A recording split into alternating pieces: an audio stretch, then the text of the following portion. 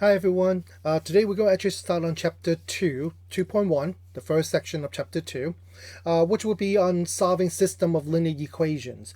We're actually not going to go too deep into solving system of linear equation in 2.1 because, well, we'll just give you a basic idea, basic information. The reason why, because you have already learned how to solve system of linear equation back in 7th grade when you first learned about solving intersection between lines.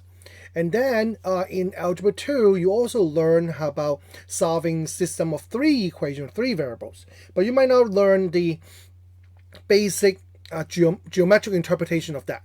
So that's what we're going to talk about in 2.1. But we're actually not going to do too much solving system in 2.1 because what I want to do is introduce to you a new method to solve it, and that will be what we're going to do in 2.2. So 2.1 would be relatively short just to kind of lay the foundation of what we're going to do in 2.2. 2.2 will be probably the longest section that we're going to go through because of that. So I'll show you. So in multivariable calculus, we often run into a problem where we're going to try to solve for several variables. And when that is the case, we will require several equations in order to solve them. And later on, we'll talk about how the relationship between the number of variables and number of equations, what would it do to our system. But let's define what is a system of equation. In a system of equation, you will be asked, or you will be given, several equations, so which is the reason why I call system, several equations with several variables. And your system is usually defined by how many the number of equations as well as the number of variables involved. The solutions to, or actually maybe I should say this, the solution set, the solution set to a system of equation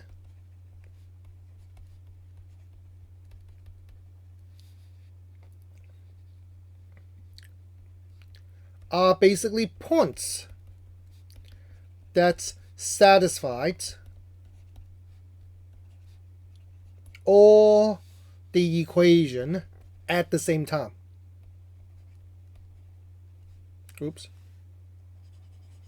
All the equations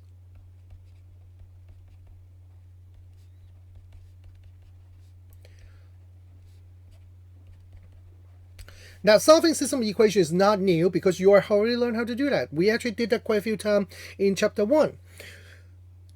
But most of those systems are small systems, meaning usually two variables. I don't think we, in chapter 1, we even did one that's three variables yet.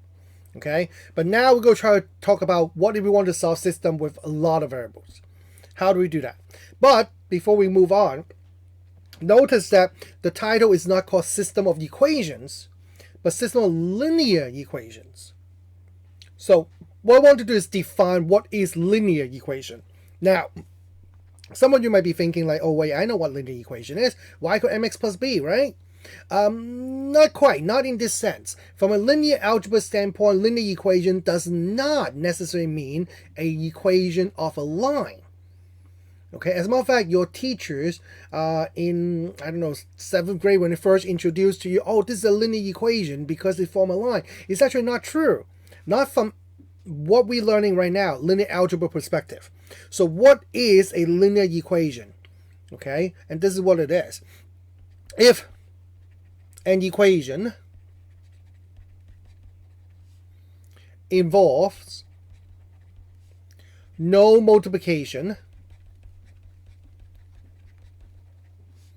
between variables and all the variables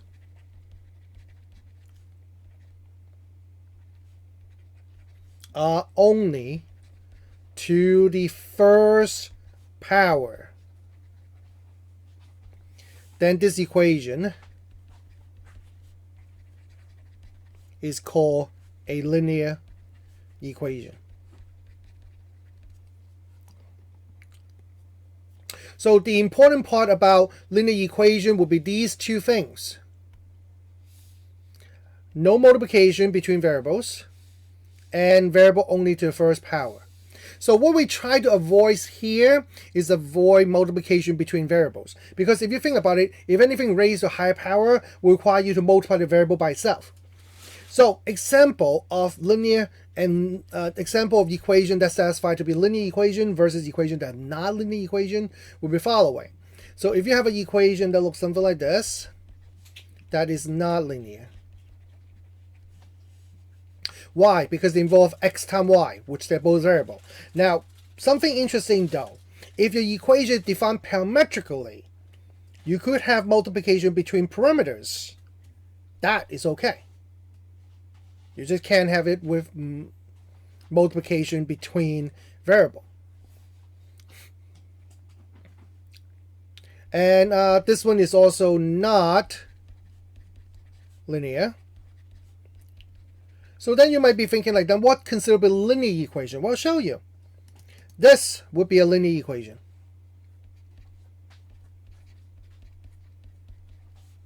This is a linear equation.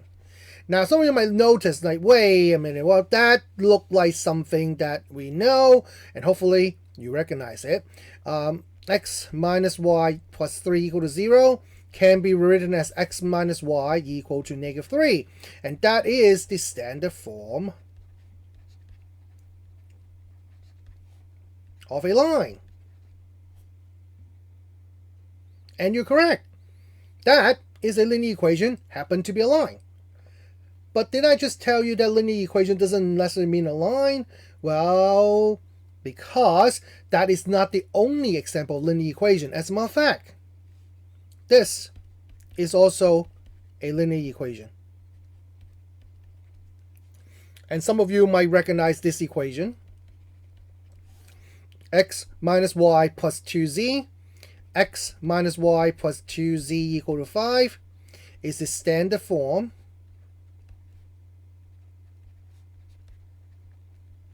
of a plane. So therefore, the term linear equation actually not just consists of a line, but also consists of planes. Now, why is that? Well, the problem is the following. It's a very simple understanding that's going to get confused. See, the problem is that from a geometrical standpoint and from a linear algebra standpoint, which is what we're learning right now, a line and a plane are considered the same geometrical object. Now, I know you're probably thinking, like, well, how is that possible? A line clearly can't be a plane. And you're correct. But the way linear algebra works is that we view lines and plane as the same exact geometrical object, but at different dimension. Therefore, we are actually thinking of a line to be like a plane, but just in one dimension, while plane is two dimension. But algebraically and geometrically, they have a lot of similarity, which is the reason why they're both called linear equation. As a matter of fact, something interesting to note. Both equations of lines and planes are considered to be linear equation.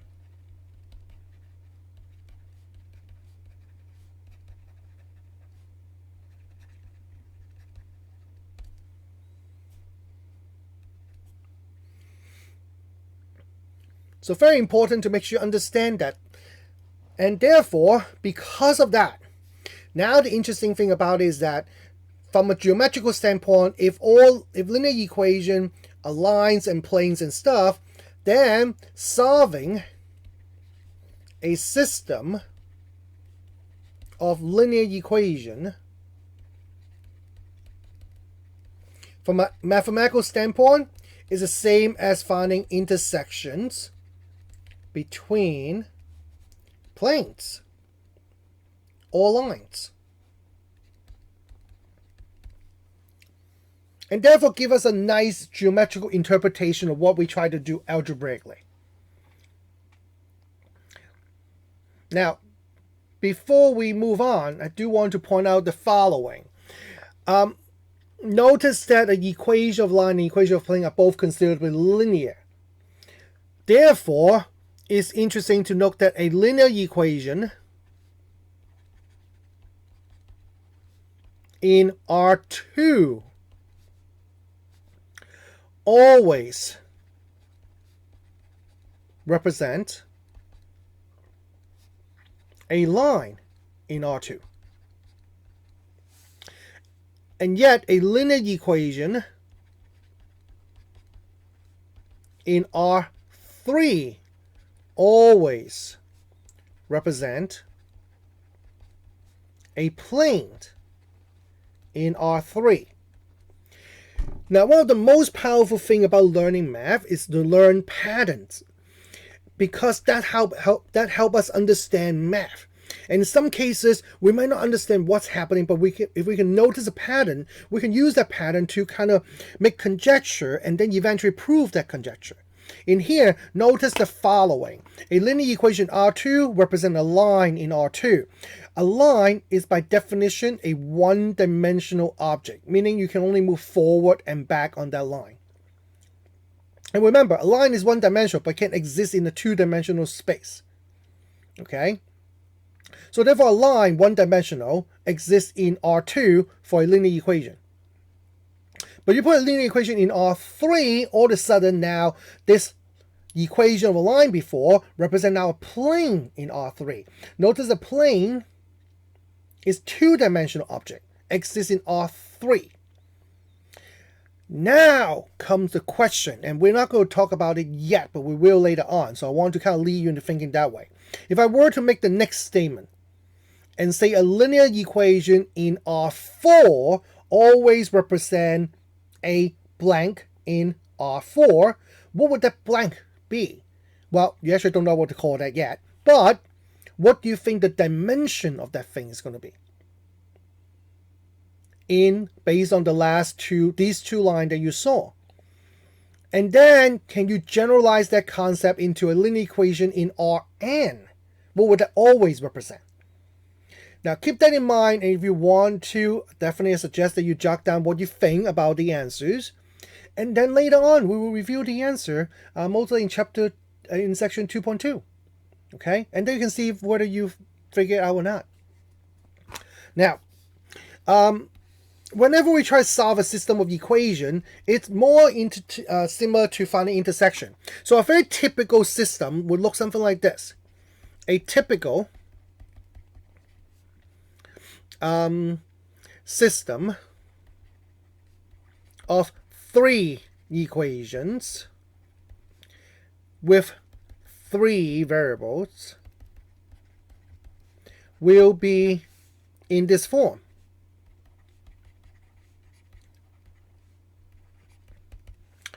So when you have a system of equation with three variables and three equation, it will look something like this. We usually use this bracket thing to kind of group the equation together. And then the three variables we're going to have will be x, y, and z. And notice how we write it. We'll write it as a11x plus a12y plus a13z equal to b1. a21x plus a22y plus a23z equal to b2. And a31x plus a32y, I'm sorry,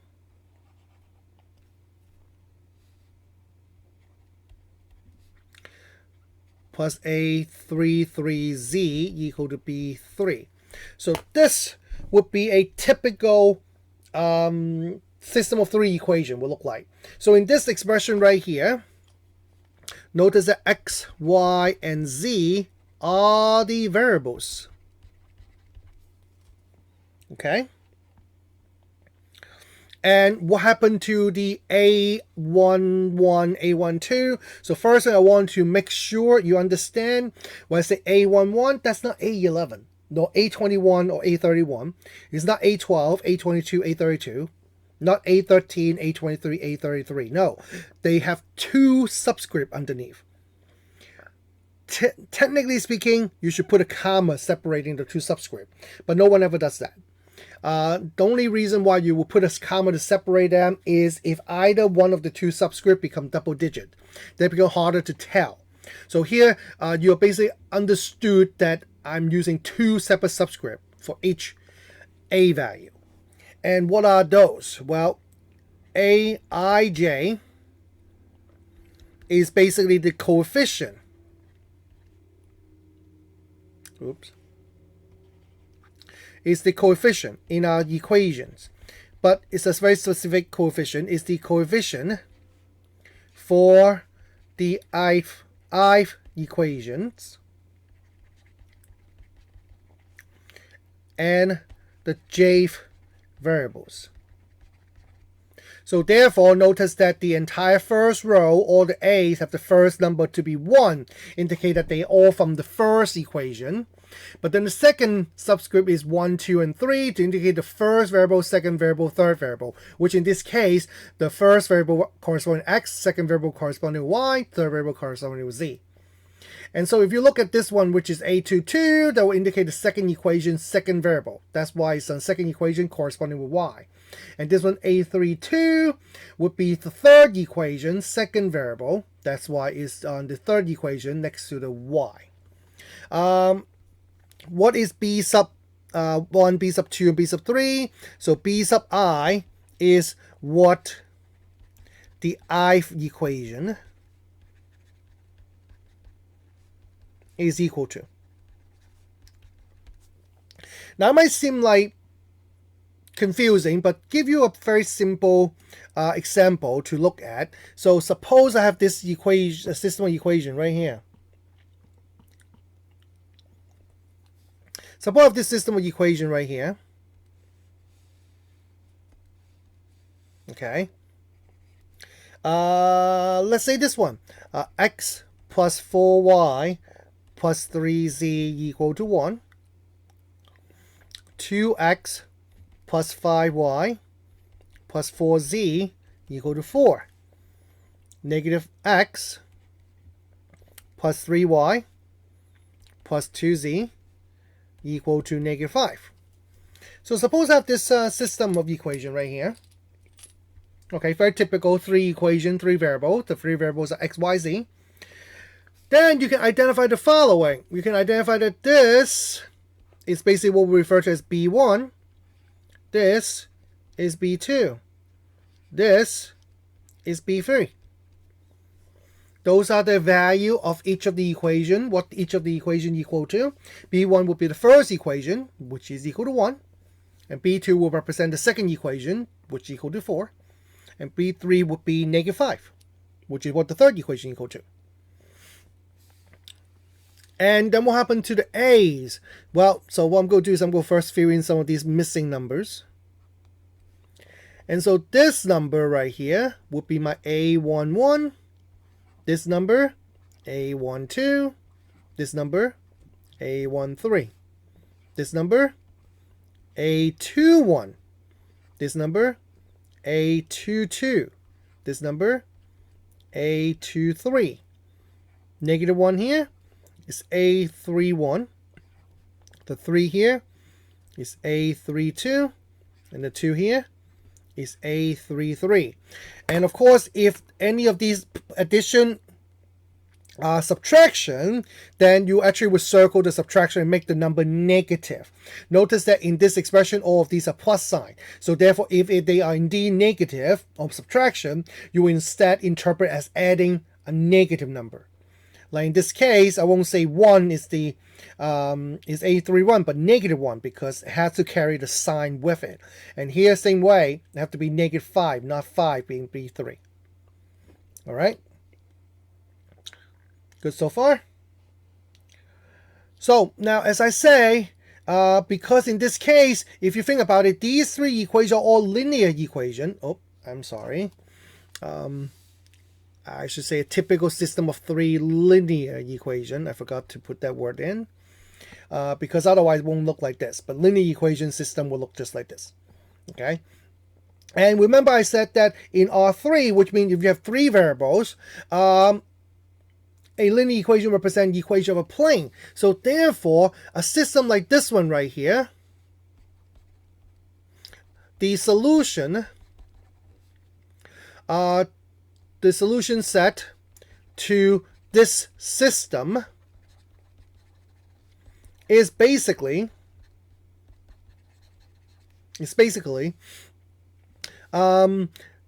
finding the intersection between three planes. So that's basically what we try to do. Now, system in R2 are much easier for you to understand because you have learned this. But when you talk about intersection between planes, that's a little different. So let's try to make you understand how solving a system of equation, let's say with two equations and two variables first, and then hopefully once again looking for the pattern that will help you understand what happened when you have three equations with three planes. Okay, so I'll give you a very simple system to illustrate my point. Okay, so what I'm going to do is this. Suppose I give you this system right here.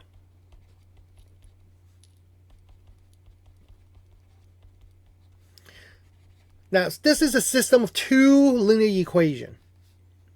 So this is a system of two linear equations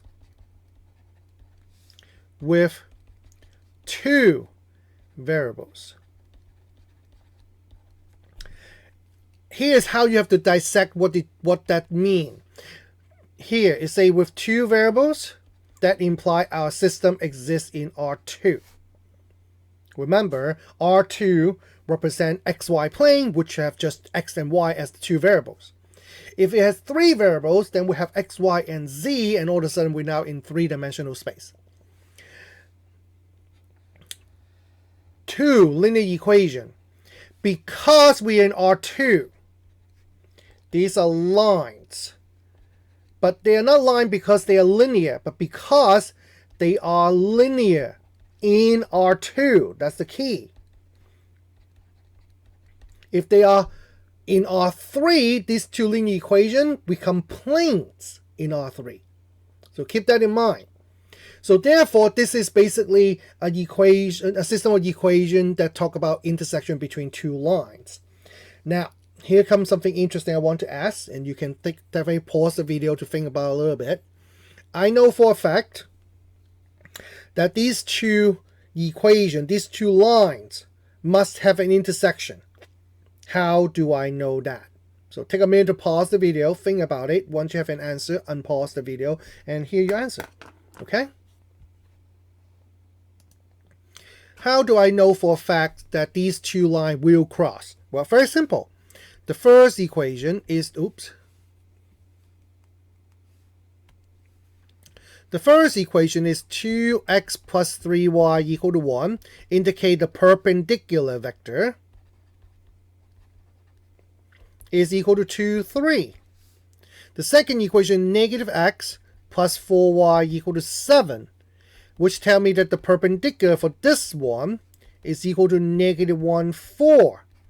Since these two perpendicular vectors are not multiple, therefore tell me that these two lines are not parallel, and non-parallel line must intersect.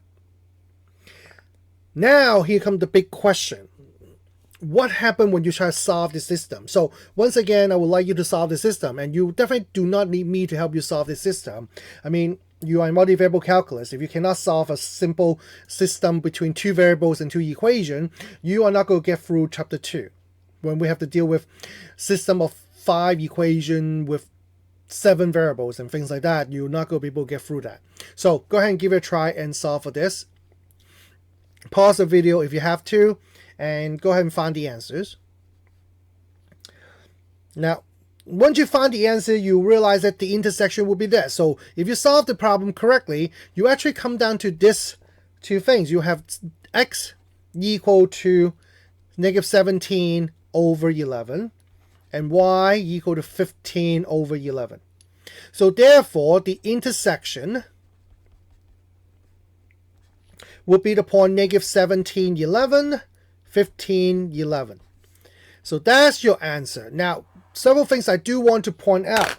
If you're trying to give me the answer to this differential to this system of equation, you cannot give it to me as this. You cannot say x equal to y equal to. This is how you write your answer, as a coordinate pair or as a position vector. Why? Because this, as a matter of fact, if you look at these two equations right here, these two equations actually has a term. Oops. I can do better.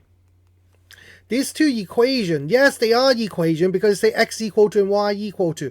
These two equations actually often referred to as an equivalent system to our original system of equation. What do I mean by that? Well, imagine the following.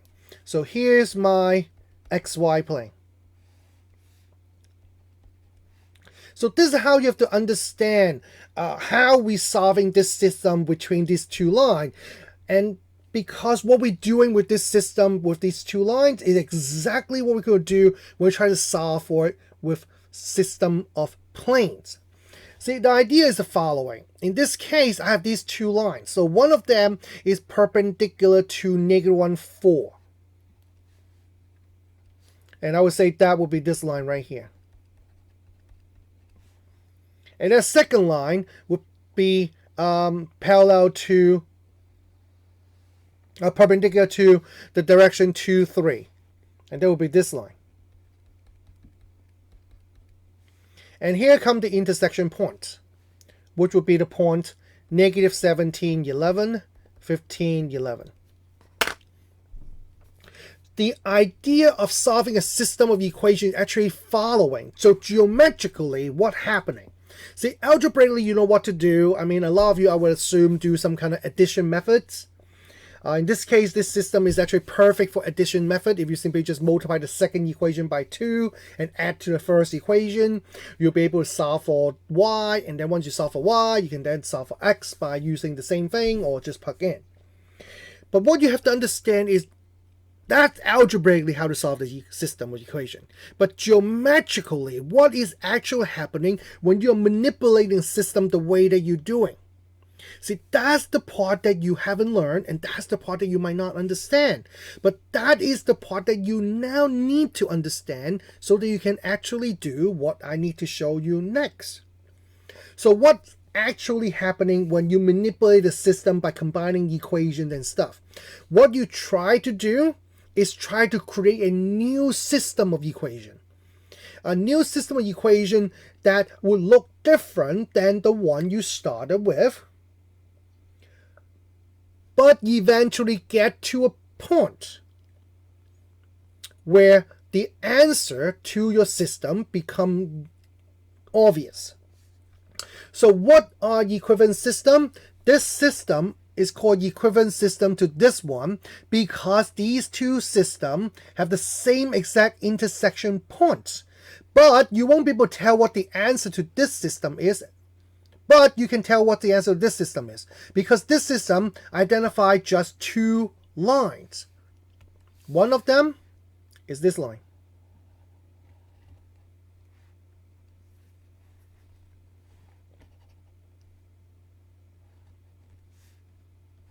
That is the line x equal to -17 over 11. And this line. This is the line y equal to 15 over 11, which is the reason why you don't give this as an answer, because this actually is still a system of equation. You didn't give me the answer yet. However, of course, if you have that, the answer of the intersection is pretty obvious, which is that. But that's the general idea. When you are manipulating the system, what you actually doing geometrically is manipulating the coefficient of the line in standard form.